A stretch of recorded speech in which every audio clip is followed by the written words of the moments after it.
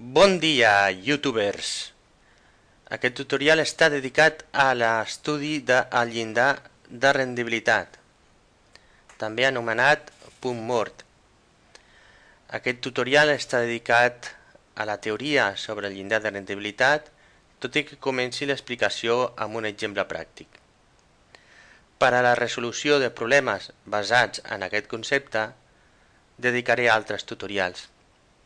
Anem a veure en què consisteix. Doncs bé,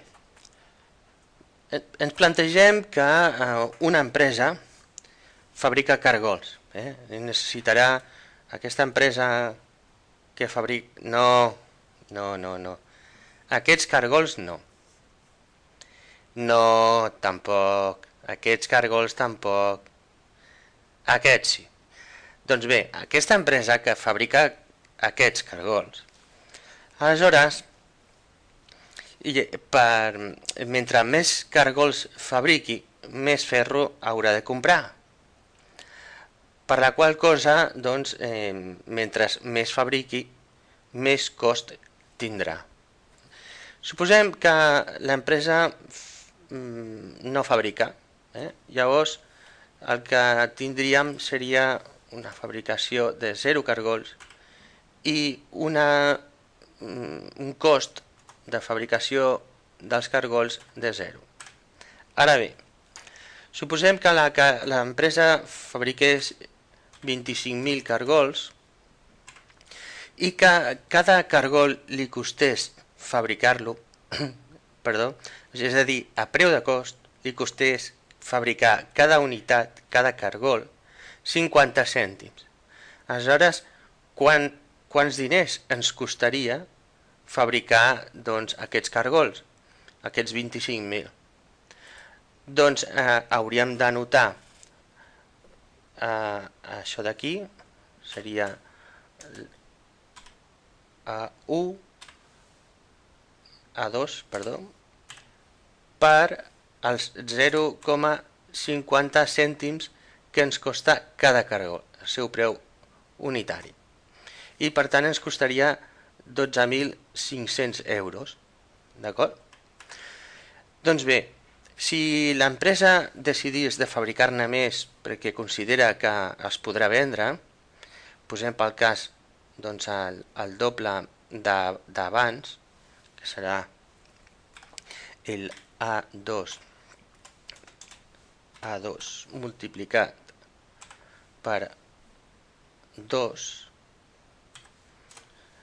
doncs aleshores ens hem de plantejar quan ens costaria fabricar aquests 50.000 i com que coneixem el preu unitari de cost, doncs seria els 50.000 multiplicat per 0,50 cèntims que ens costa cada cargol. D'acord? Doncs bé, si ho fem així successivament, d'acord? Doncs ens trobarem que la fabricació de cada unitat serà de 0,50, però lògicament a mida que anem incrementant la producció, el cost s'incrementa també. El cost total s'incrementa. No així el cost unitari, que continua sempre igual, amb 50 cèntims.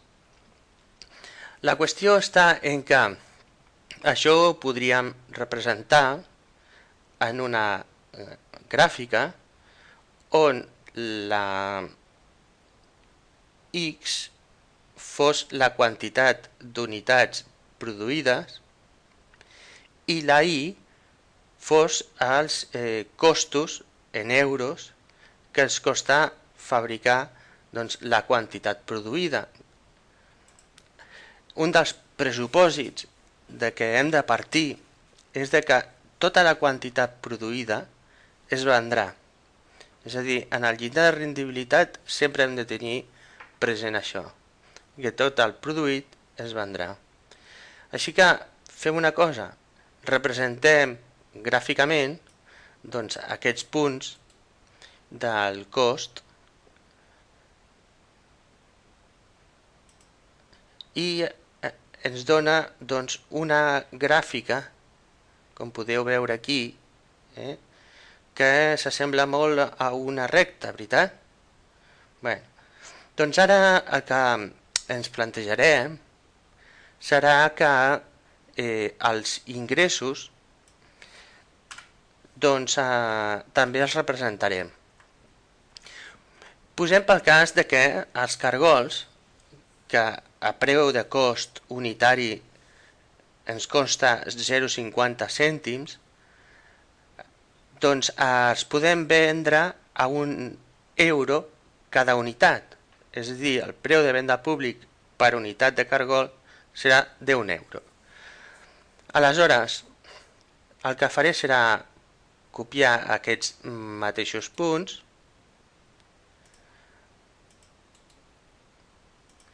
i el que seguidament fem doncs, amb una funció és agafar aquesta quantitat, com que la podrem vendre per €1, serà el mateix import.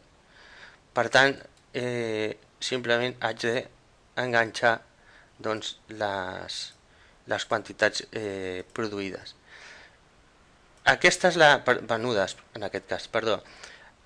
Per tant, si fabrico 25.000 i en venc 25.000, doncs els ingressos que tindré seran de 25.000. Una de les coses importants, no?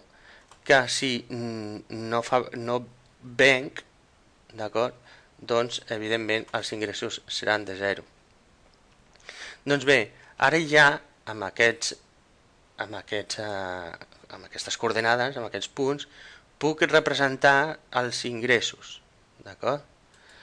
I faré una llista de punts i aquí, com podeu comprovar, doncs he fet una llista que s'assembla molt a una línia recta, no?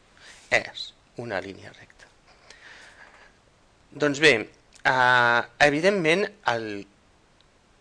aquí podem veure cada punt, que a cada punt de fabricació li correspon la mateixa quantitat fabricada, és la mateixa quantitat venuda, doncs clar, lògicament les hem venut a un preu superior al que ens ha costat, perquè si no estaríem fent el que s'anomena el primaveres, és a dir, una tonteria, no? Doncs bé, ara el que m'interessa mostrar és de que efectivament doncs aquí s'estableix una relació entre les dues rectes, d'acord? Que a continuació us mostraré amb el programa aquest. Doncs bé, comprovem que aquestes línies, d'acord?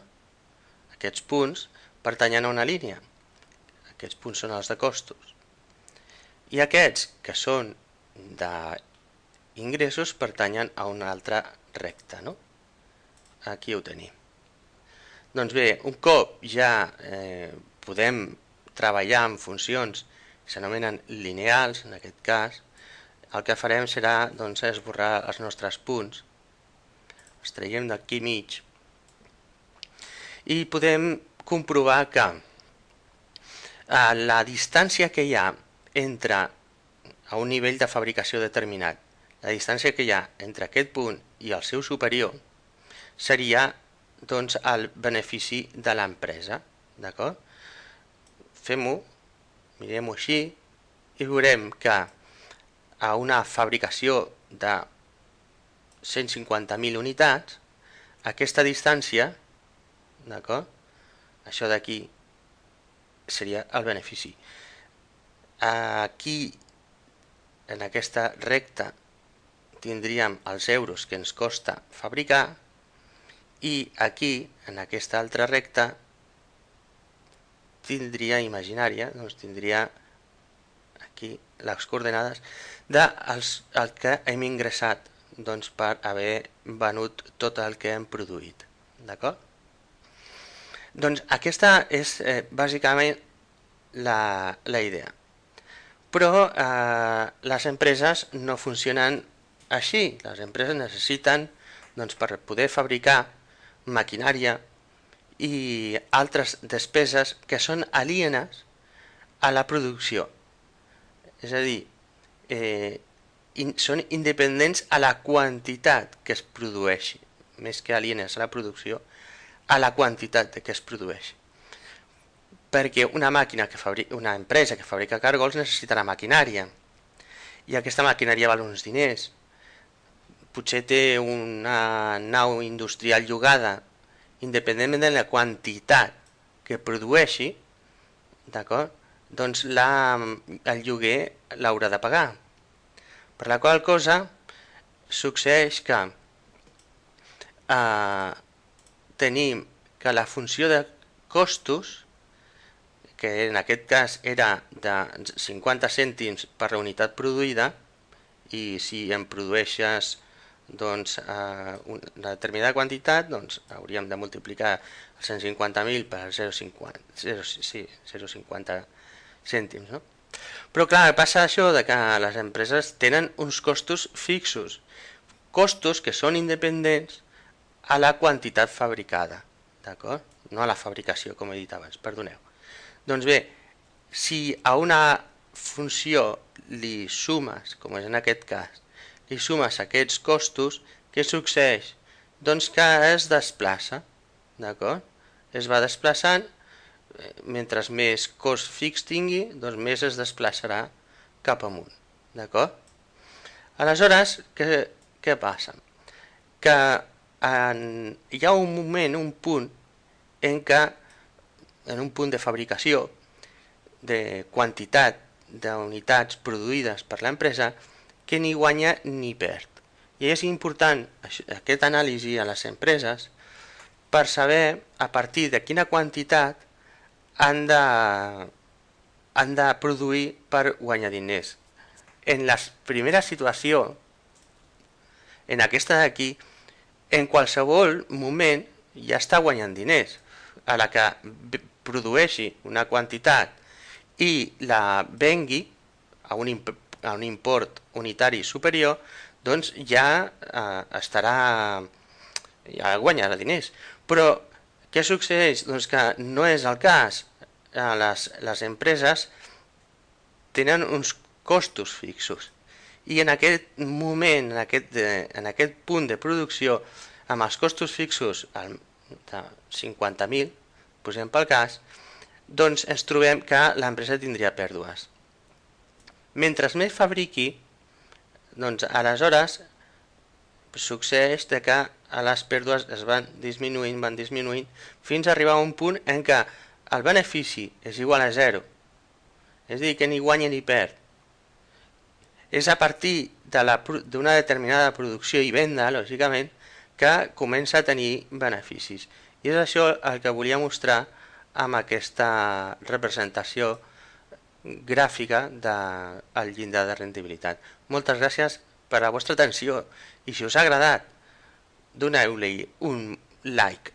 Gràcies.